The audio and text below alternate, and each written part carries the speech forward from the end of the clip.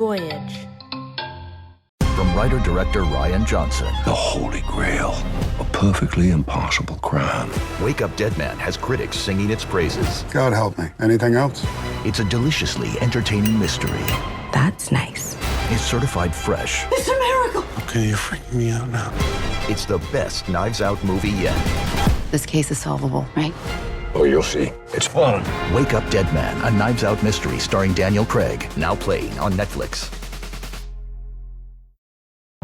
This episode is brought to you by Progressive Insurance. Fiscally responsible, financial geniuses, monetary magicians. These are things people say about drivers who switch their car insurance to Progressive and save hundreds. Visit Progressive.com to see if you could save. Progressive Casualty Insurance Company and Affiliates. Potential savings will vary, not available in all states or situations.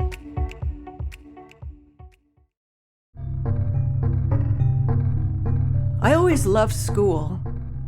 I was an eager student and taught for many years. I also co-founded a school for energy awareness and intuitive healing in the Netherlands, where I lived for 16 years. I'd been around many wondrous institutions of learning my whole life, but nothing could prepare me for my visit to the school where people get the chance to learn what they need to after death. The place they come to complete their spiritual journey, Arcadia, a school of heaven. So you lived in the Netherlands at some point when you and your husband co-founded the school, but you live in the U.S. now. Why did you leave the Netherlands? Ari and I moved to the U.S. in 1993, and for different reasons, Ari really wanted to move to the United States. And also my parents were not doing well, and I thought that it would be really, really good for us to go back to my country and to be there at this time. We left our school in the hands of a younger cadre of teachers and administrators. We were moving, but we weren't severing our relationship with our school. We were directly connected with it. But without warning, our bank accounts had been shut down. Sounds like the school severed ties with you. For Ari and me, losing the school we created together from scratch, it was absolutely devastating. And scrambling for a new source of income was thoroughly challenging. We were forced to move on with our lives, plain and simple. And at one point, we had to borrow money from my aging parents. Ari became manager of a fast food restaurant, while I started to teach meditation as well as violin. We were really living our lives in a state of shock and fear, and it seriously compromised our relationship and our whole family, including the children. As we reformulated our lives in a radically different place, in a different way, we also redefined our professional lives. Ari decided to teach high school science, and he began taking upper-level classes at the local university to get credentialed.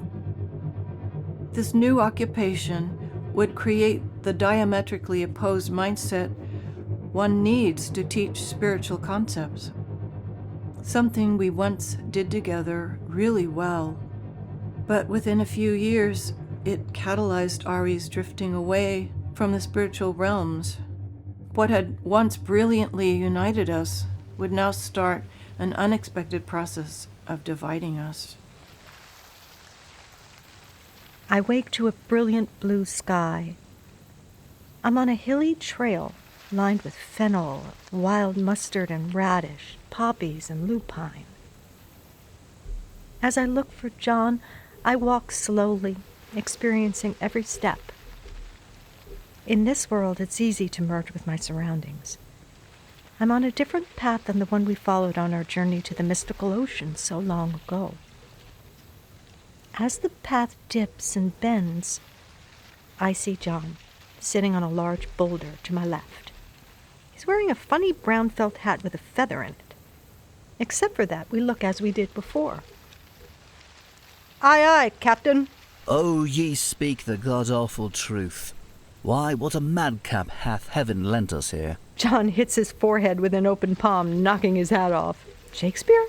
John jumps down from his perch. How's it going, kid? Nervous. What for?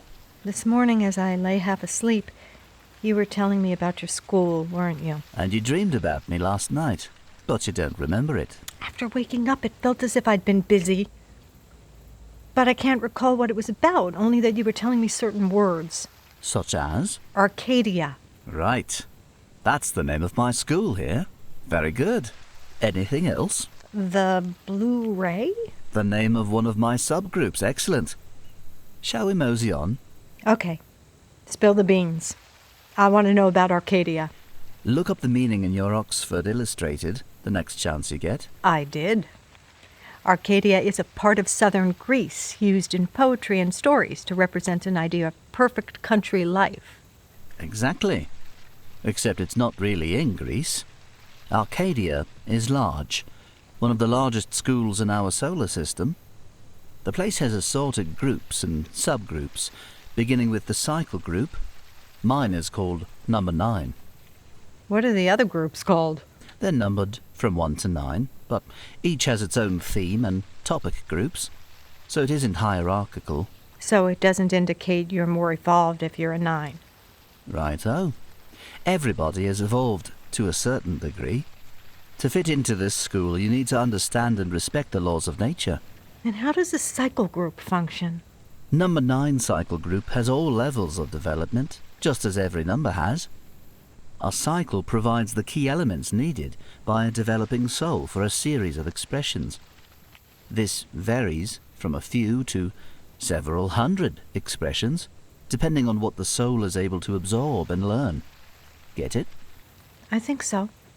The next major division of the cycle groups into smaller, more homogeneous circles is the theme group. Mine is the Blue Ray. Sounds beautiful. And the colour of each theme or topic group has subdivisions.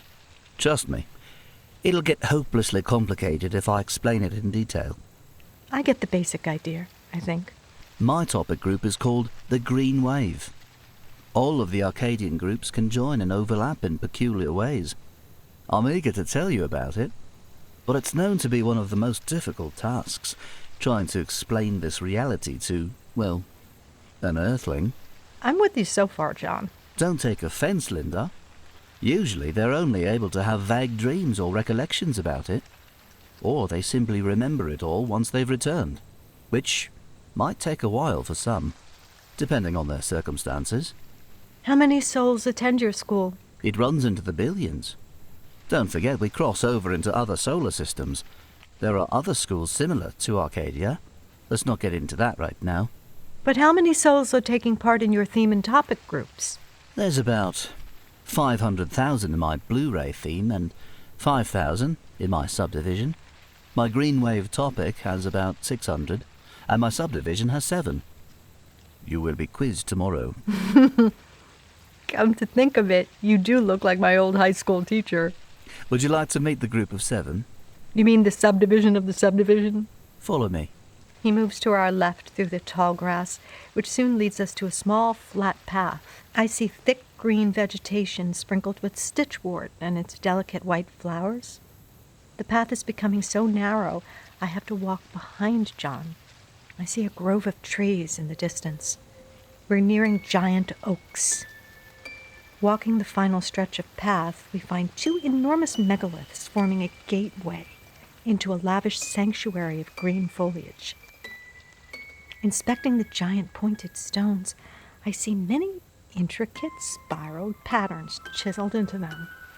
We pass through the stone gateway into a new realm of cool tranquility. The imposing trees impart a strange awesomeness. These majestic giants are growing in a large circle. They're obviously ancient.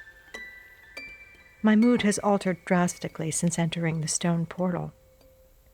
I feel like a fairy queen who has unwittingly returned to her place of origin and suddenly realizes she's ready for her next enchanted calling. I glance at John. We're subtly joined, yet totally in our own private worlds. There is no need to speak. The air is damp and earthy.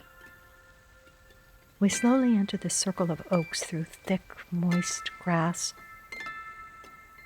At the center of the tree circle, there's a small standing stone. There's a circle divided into quadrants, chiseled in its smooth, dark surface. Again, I experience an odd sense of homecoming. I feel as if I know why I'm here and what to do. John and I tread slowly towards a gnarled oak. We place our open palms together in front of us, our fingers pointing upward in the posture of prayer. May there be peace in the east. We continue walking slowly in a clockwise fashion along the circumference of the oak circle. John and I stop instinctively to face another large tree, repeating our prayer stance. May there be peace in the south. With every step, it becomes clearer. I'm John's sister. Together, we're fulfilling appointed tasks of a well-known ritual. I look at him. He winks and turns to face another tree. The ceremony resumes as we walk around the circle until we come to another significant stopping point. May there be peace in the west. We embark on the last phase of our circumnavigation of these sacred oak monoliths. May there be peace in the north. Continuing along the circle, we retrace our path back to the center. May there be peace in the universe. My brother and I travel around the circle, this time counterclockwise. Go again to the center. As we do this, it's as if I'm having a lucid dream or responding to a powerful psychedelic drug. The way you are now is what it's always like to be in Arcadia. My eyes are fixed on the colorful, shimmering energy field surrounding John's head and face. Suddenly, I'm aware of white-robed figures forming a circle around us. Individuals here are either pure blonde or dark-haired. Some are attractive, others not at all. Men and women of all ages dancing around us. I want to join them. Give her a go, sis. I follow John into the circle, and the dancers make an opening for us. We attempt to follow their steps. In unison, we swing our arms up and slowly down. The dance steps are incessant. I am falling into a hypnotic reverie. Somewhere, part of me is being reborn. Were we actually part of this ritual? They're celebrating you. Me? You're getting another new child. I'd recently felt those familiar signals the body sends and meant to check with my doctor. So I am not at all surprised by the news itself. Yet I am stunned by John's certainty and moved by the connection these other people, these souls, had with me. This is one of the most important events to celebrate here, when a soul decides to express itself again on Earth. Don't you see, Linda? Your being a mother on Earth is one of the primary factors keeping you well grounded there. In the expression you're in now, there's nothing more common yet extraordinary than to bear and raise children.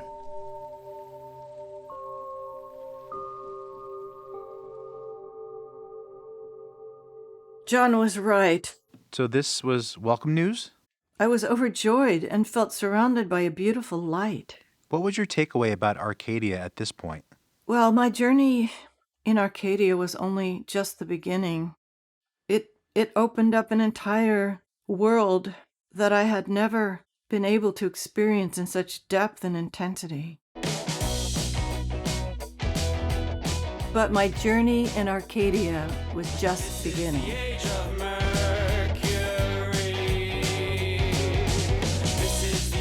John Lennon in Heaven is a production of Voyage Media. The series is produced by Nat Mundel, Robert Mitas, Dan Benamor, and Adam Prince. Written and directed by Adam Prince, based on the novel John Lennon in Heaven by Linda Keene. The novel is available on Amazon. A link is in the show notes. Starring Steve Corona as John and Laura Jane Salvato as Linda. Additional cast credits are available in the show notes. Edited, sound design, and mixed by Andres Coca. Original music by Derlis Gonzalez and Beyond Abbey. If you're enjoying the show, please leave us a 5-star review on Apple Podcasts or anywhere you're listening, and subscribe now for future episodes.